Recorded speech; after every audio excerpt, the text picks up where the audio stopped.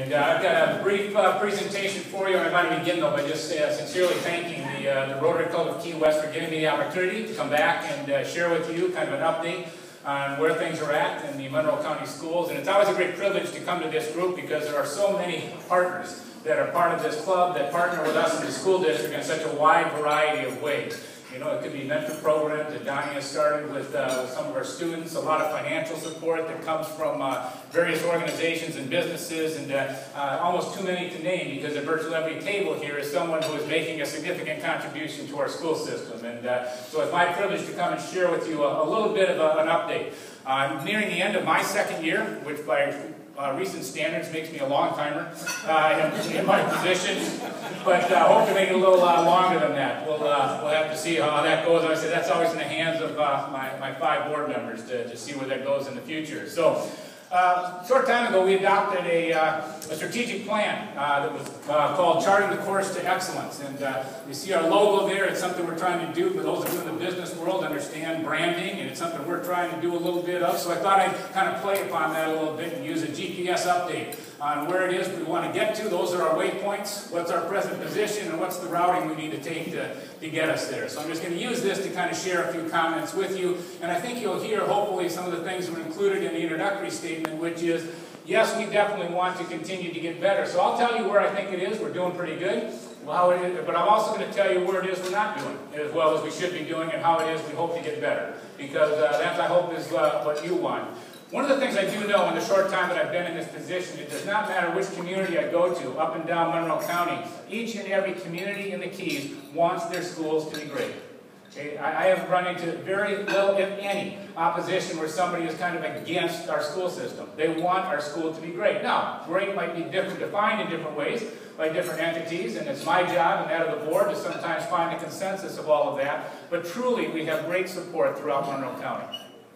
This was our strategic plan. I'll skip through this. Some of these are those lousy PowerPoints where the print is too small, and I don't expect you to try to read it all. Some of it's probably just reminders for me. The board did approve it on October 22nd. We did work with a very large group of people to put the plan together originally. We kind of then worked with the board to refine and revise that, and we will be conducting an annual evaluation coming up in the fall, just to see how we're doing with these 6 strategic objective areas. That's what the whole thing looks like. That's a terrible slide. Nobody can read it. There's too much information on there. I'm going to talk about each one in just a minute, but those are the 5 areas that we have identified. When we talk about charting the course to change, I want to focus on just the first couple comments there. First of all, and I'll talk more about this in a moment, we are transitioning to a different set of standards for our students in the classroom. You've heard a lot previously about Common Core State Standards. That's what that little CCSS says. In my opinion, for all the wrong political reasons, we no longer call them Common Core State Standards. There apparently were some political influences that didn't want them referred to in that way and inaccurately perceived them as a takeover by the federal government. That is not what they are. So we adopted a new word in Florida. We now call them the Florida Standards. My concern is that if indeed we're going to adopt them as the Florida standards, are we still going to assure that our students are being compared not only against student performance in the state of Florida, but across our nation and internationally as well? Because that's the marketplace that they must compete in. I apologize for some of the initials and acronyms. FCAT is our current format of testing. Florida Comprehensive Assessment Test. A little bit of redundancy in that, isn't there? I always thought assessment and test were about the same thing. They're moving now to an organization called AIR. I can't tell you much more about it, other than it's taken on a little bit of controversy because it's been field tested in one state at this point in time, these new tests, and that is the state of Utah. Most of us in Florida, and I haven't been here that long, but most of us would agree that the state of Utah is perhaps not the best comparative state to the state of Florida in terms of demographics and other factors. But we'll have to wait and see how this unfolds. These are decisions being made in Tallahassee, and it becomes our job to implement them as best we can. And we obviously are moving from textbooks to digital, and I'll talk a little more about how we're getting away from hardwired technology to a bring-your-own-device approach. And this is one of the great challenges. As a matter of fact, your newest Rotarian is one of the people directly responsible for our transition in the area of technology, because it falls under Mr. Lafere's areas of responsibility. And the bring your own device is a pretty challenging area, but we think it's the most cost-effective way for us to put technology, effective technology, in the hands of all students.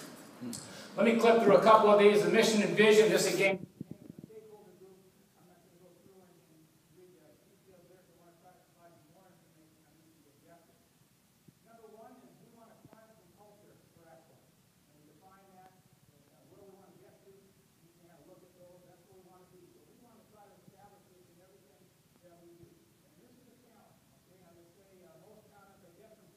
probably say that the school district in the recent past has not been a climate and culture for excellence. All right, that might be a little bit of an understatement, but we think that's an important part of what we want to do as we look at moving forward. So we are going to try very hard to get there. This happens to be one of our successes. This is a academic challenge team from Marathon High School that advanced on to the state competition. The gentleman standing next to me, the first student in the blue shirt, is a very fascinating young man. John Galjanic is his name. It's interesting, the first time I met John, he had hair down to his shoulders. The next time I met him, this is what he looked like. But it confused me a little bit, but he's a young guy just with a great deal of talent. He's part of their academic challenge team. He's part of the mock trial team. He's doing a lot of great things. I think he also was our state scholar here in the state of Florida. But we know that there's a lot that needs to be done here to create a climate and a culture for excellence. One of the things we're currently doing is going through an accreditation process. This is to say, not only do we think that we're doing a good job as a school district, but we bring in an outside entity with an objective set of standards and expectations to tell us and to determine whether we can receive their accreditation. Accreditation is important because it gives you noteworthy kind of validity across the country. It actually is considered by colleges and universities in their admissions. Are you an accredited school system? It used to be done on a school-by-school basis. This year we're doing it on a district-wide basis, and it's a very challenging effort. And I will just try to recognize a few individuals as we go through this, but Christina McPherson is the person that's leading that effort. Now, many of you may know that she's also the principal at Point Siena Elementary, so she's doing a lot of work to try to help us get through this accreditation process. But we know this is an area that we have a lot of work to do. We've got a lot to work on still. Number two is almost normally it's number one on any school district strategic plan, and that would be student achievement. But because I think this climate and culture issue is so important for us, we've identified it as the second one. We want to produce globally competitive and outstanding citizens. A lot of different subparts to that. Increasingly, I'm just commenting on a few things that we're working on here. One is this whole idea of alternative pathways. Okay, I think in some ways the pendulum kind of swung too far, and we got to the point where we were determined that every single student was going to be a college student.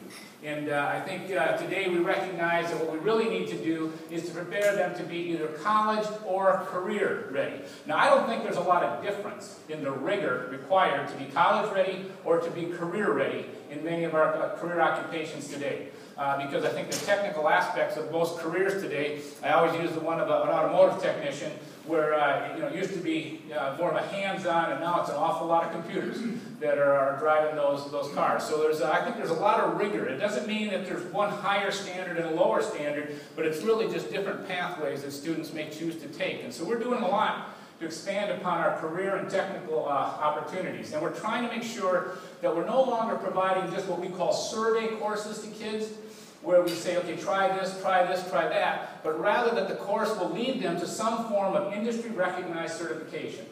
That's what we feel is important now in our CTE program. So it could be as simple as a Microsoft certification, and then you can be Microsoft Word certified, Excel, those kinds of things, or it may be in the area of Adobe, where we have our film class, our video technology class at Key West High School that does work in that area.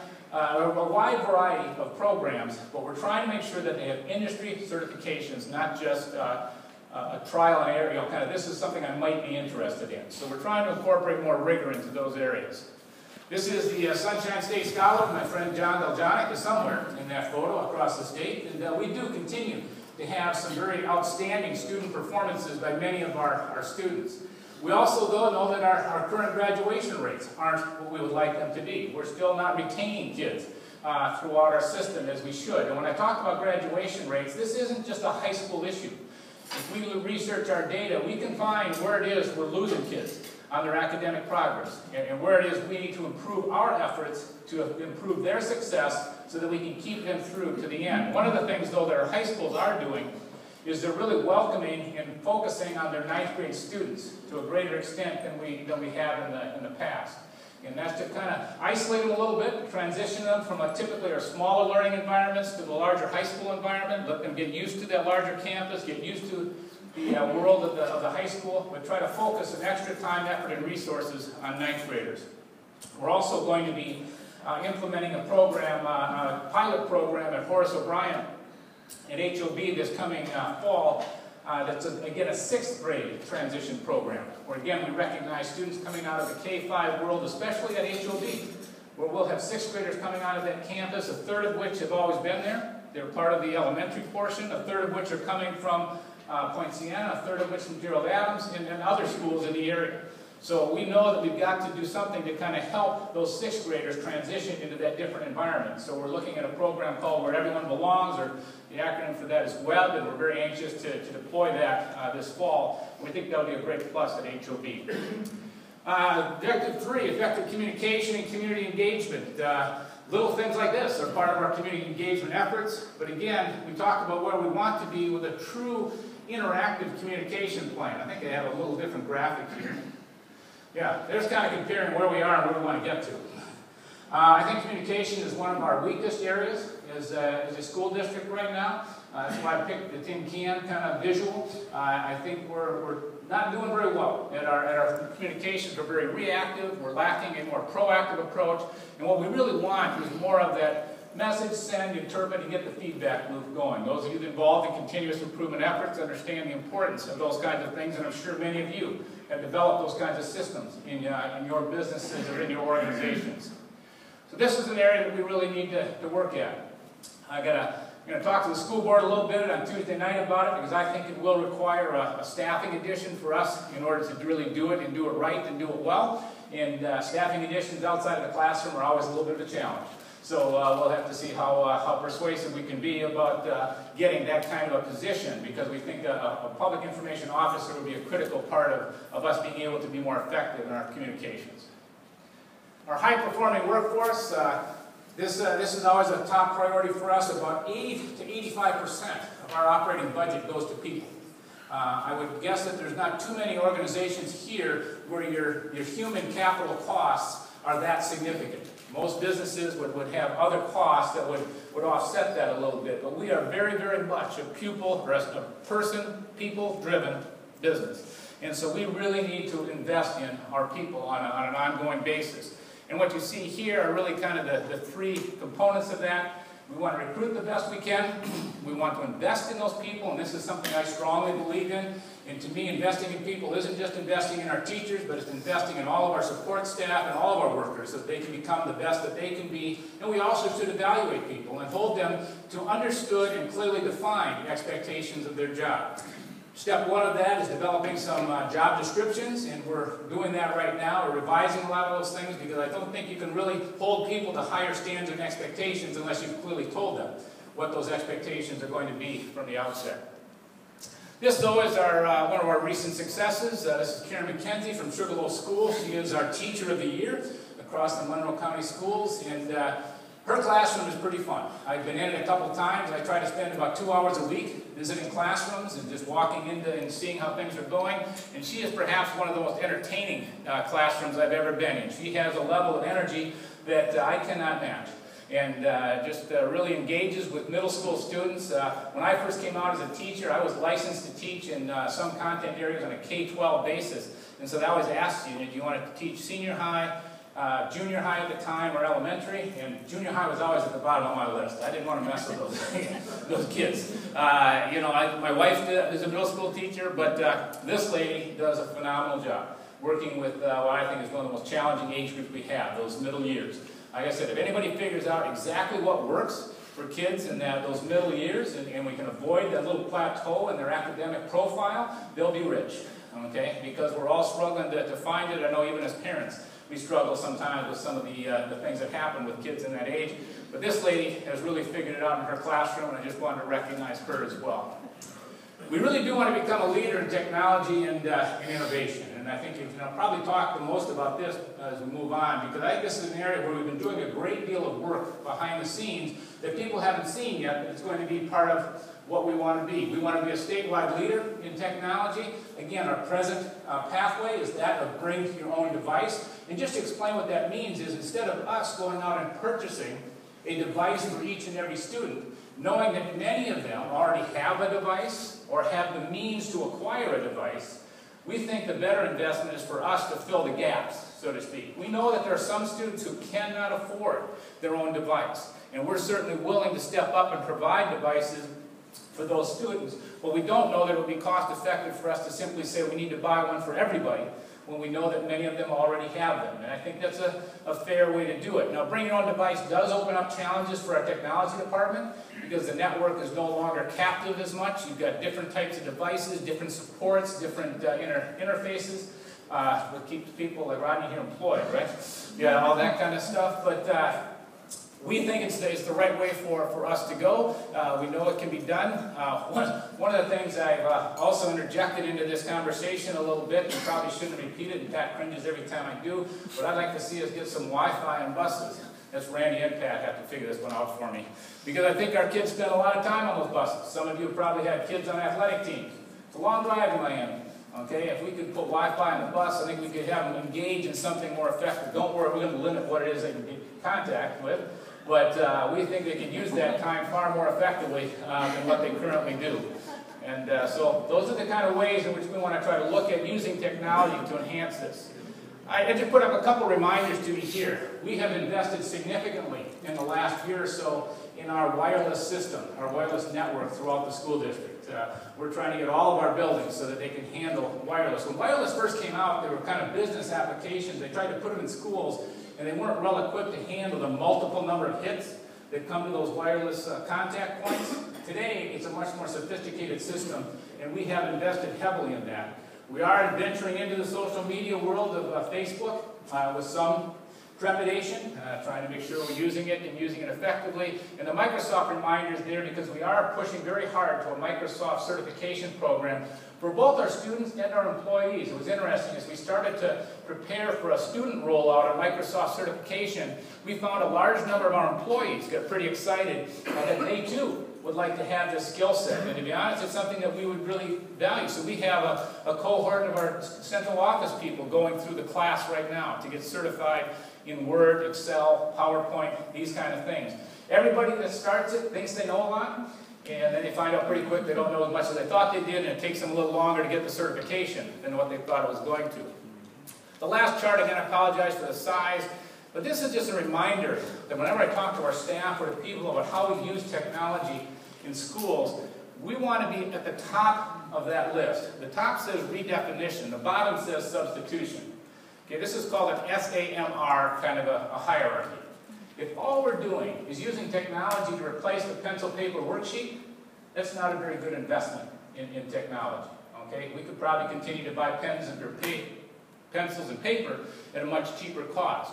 If we use technology to augment, which is the next level up, we're moving in the right direction, but it's really those top two categories where you really want to focus. Are we modifying how we engage students, and are we redefining how it is we engage them through the use of technology? Those lower levels are easy. The higher levels are much harder. And what we're doing right now is we have several pilot programs across the school district. These are all devices that are currently being piloted in various classrooms across the school district to try to see what are the effective ways that we can engage students. One of the biggest mistakes schools make in terms of the use of technology in the classroom is to buy a device and then try to figure out how they're going to use it. Huge mistake. You've got to figure out what it is you want to do, and then what device can best help you do that, can best help you make that happen. And that's why we have a wide variety of devices that are being deployed across the district. We started kind of a mini grant proposal where classroom teachers could send us their ideas, their proposal, and then we would fund them and buy these. But we need to know what is their expected outcome and how successful were they in meeting it so that we can try to identify best practices across the district. Last one is on resource management. This is the one probably due to some of our not-so-recent past gets the most attention, is how are we managing our finances. This deals with audits. This deals with how we allocate our resources. I think one of the most noteworthy things here is we have made significant progress in terms of our annual audit. And we've gone from about 15 findings to 9. We've reduced repeat findings from 6 to 4. And the significance of findings quite a bit. We want clean audits. Okay, that's our goal. Is to have a clean audit. I don't know, to be honest, I'm not even sure it's possible, given the scrutiny that we tend to get, but that's our goal. That's where we want to get to, and so we're working hard at that. When I first came, I think the mid-year, the year before I came, the school board was having a conversation about whether they needed to write a letter to the state of Florida saying that their fund balance was in danger of falling below 3%. At this point in time, our fund balance, and I'm not going to go into the details of defining it and so on and so forth, is somewhere in excess of 12%. And our Audit and Finance Committee has recommended that we set a goal of being 15% or the top quartile for the state of Florida. Now, why do we think we need to be in the top quartile rather than maybe the top half? Is because we do face unusual challenges and risks here in Monroe County. And so we think we need to be financially equipped to respond to those kinds of things, and that's why we think we need to have a more secure position than most other school districts. So I don't want to be too much of a prognosticator, but I think that when we report our audited fund balance at the end of the current fiscal year, I think we will be very, very close to hitting that 15% fund balance mark, which again will allow us to establish the foundation of financial support that now allows you to think about things in terms other than just money. Okay, because you know you've got yourself situated where you need to be in the long term. We're also looking at efficiency in terms of our facilities, both from a school and a what we call ancillary facility perspective, and that's taking a lot of our time and effort as well. But again, we think we'll become more efficient and effective. I guess they did have a graphic for that. Questions? I know this is always a time schedule, so I'm always trying to be careful. Yes, sir. First off, I'd like to thank my teachers that I had for about 15 years. No, I see on the news a lot now where they're considering weapons for the teachers in the school. What's the outcome? Okay. Yeah, I didn't comment too much on what's happening up in the legislature. Just in the big picture, we knew we were going to be a topic of much discussion in the legislature because of the election year, because we are a big part of the funding picture. But one of the pieces that is bouncing around up there is a proposal that in response to the need for greater security in schools, that they're talking about granting the authority to superintendents and principals to okay or approve a very limited number of people. And right away I see Donnie shaking his head because he and I are on the same page, I think, on this one. There is no way, in my mind, that putting more guns inside of schools is a good way to address school security. Okay, and I've shared that opinion with Representative Rasheen, and I know she has a strong position on guns, gun control, those kinds of things. But I just told her, I said that cannot be, in my opinion, the right answer. Is to put more guns inside the school. So we are going to address security. The one thing I didn't talk about on the resource thing is we will be putting forth a renewal of our half-cent sales tax, and security of our campuses is going to be one of the primary focus points of the resources and what we need. Some of our really sprawling campuses, such as Key West High School, Key Largo School at the other end, present some very unique challenges to maintaining security. And we're going to look at what we can do to make those campuses as secure and as safe as possible, because students need a safe environment to learn. We will not support the idea of putting anybody in school with guns other than the school resource officers who are in our schools now, and I'm great for the support we get from both the Key West Police Department and the Monroe County Sheriff's Office for that joint effort, and it's working well. All of our K-8 and high school buildings have school resource officers in them. And that's been a very effective thing, I think, for both of us. I think it helps the officers stay in tune with kids and what's happening, but it also gives us a presence there that helps our safety. Pat? Superintendent, give us your position or your point about vouchers. When we're seeing that the vouchers are coming out, how will that affect our budget and our bottom line? How are we going to handle the amount of money that's lost to vouchers? The big picture, let me just say that I am an advocate for choice. And I say this to people whenever I talk to them, whenever I talk to my own personnel. I'll say we should expect nothing less than that every parent would want what they believe is best for their child. Okay, so it should not be this inherent kind of resistance to school choice, because I think that's what we want all parents to do, is to seek what they believe to be best.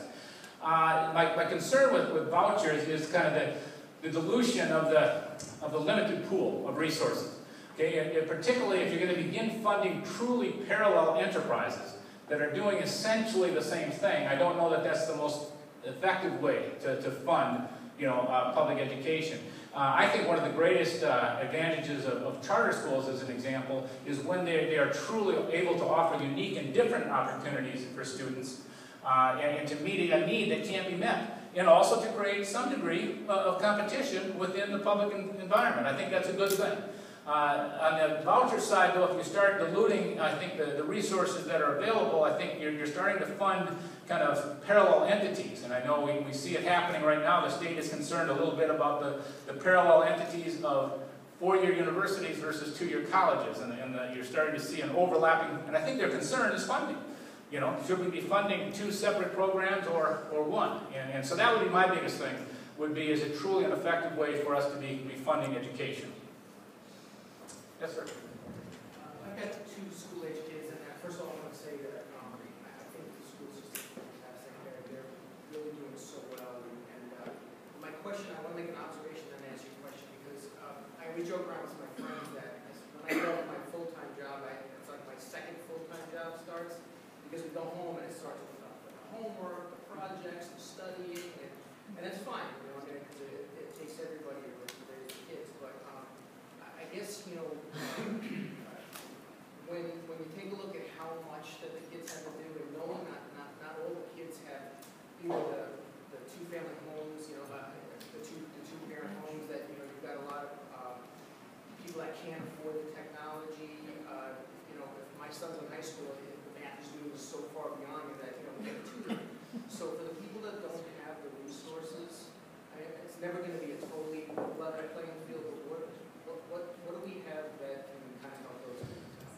Well, like I said, I think our goal in terms of technology is to fill that gap. Okay, we do recognize and understand that there are many families who don't have you know, internet accessible computers, you know, in their home. One of the things I've always tried to figure out is how do we keep our libraries open longer? I mean, we've got all these great resources, and at 4 o'clock we lock the doors. And many of our kids need those, so sometimes they kind of go seeking those resources at the public library, but that's never quite the best place for them to get them either. And to be honest, keeping libraries open a little longer, or even open more during the summertime or other time, you know, those aren't real expensive solutions, to be very honest.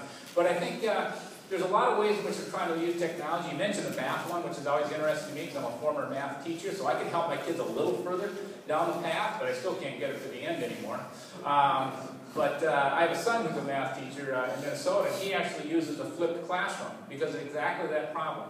And basically he posts his lectures on a YouTube format that kids can view, and they provide access within the school so that if necessary they can look at them there if they can't do it. And then the time they spend in the classroom is actually spent doing homework, and where he can help them, you know, overcome some of the solutions. Another quick math example of using technology. I was up listening to one of our teachers at Coral Shores, and 2 years ago I'd been given a pen that kind of records as you write. It actually can record both if you speak, it can record the audio, and it records what you write. And she had a student who contacted her and had a question about a problem. She had already set up all this relation with they had kind of an appropriate, you know, text kind of access. And the big thing is it's a dangerous area because there can be some boundaries that need to be respected. But this teacher absolutely knows how to do that. And the student said, I don't get how to do this problem. She took that pen and wrote out the problem and recorded it and posted it on her website.